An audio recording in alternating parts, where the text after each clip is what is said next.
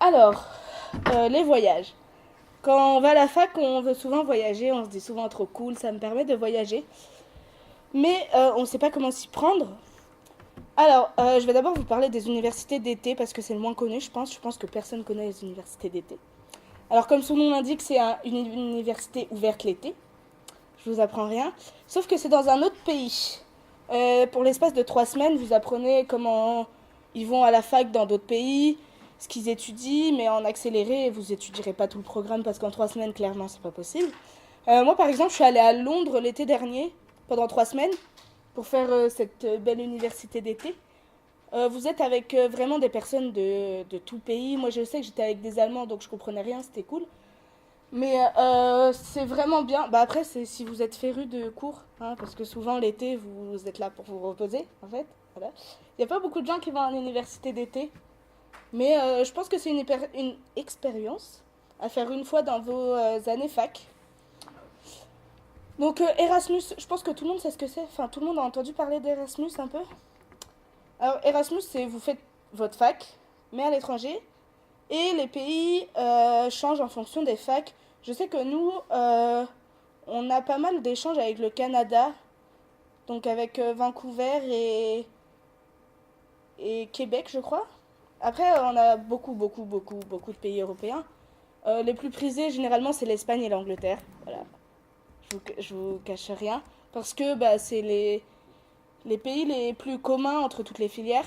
Vous pouvez vraiment aller dans toutes les filières, n'importe quelle année, que ce soit en licence, en master, en doctorat, je ne sais pas si vous pouvez y aller, je ne sais pas encore. Mais c'est vraiment cool, vous pouvez partir soit un semestre, soit 2 semestres, soit trois. Trois maximum, parce qu'à bout d'un moment, il faut que vous reveniez quand même.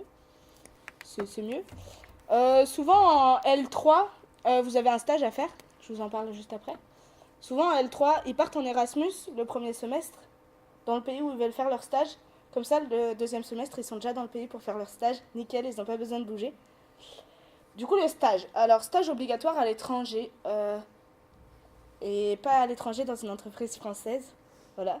Dans une entreprise qui parle une autre langue. Donc, généralement, c'est des entreprises anglaises. Hein, on se le cache pas, c'est plus facile de parler anglais. Parce que je connais quelqu'un, il a été en Chine, dans une entreprise où il parlait français. Il n'a pas eu son stage, donc il n'a pas eu sa licence. Top. Non, vraiment, stage à l'étranger, faites attention où est-ce que vous allez, quel budget vous avez, parce que y en a beaucoup qui se retrouvent avec rien du tout, arrivés dans leur pays et ils se disent ah, faut peut-être que je mette de l'argent de côté en fait. Sachant que pour Erasmus, les stages à l'étranger, les universités d'été, vous avez des aides de la fac. Alors vous n'avez pas des aides automatiques, alors il faut demander parce que l'administration à la fac c'est doucement. Hein, faut juste aller voir le doyen ou la personne qui s'occupe de ça. Alors je ne sais pas c'est qui à la fac.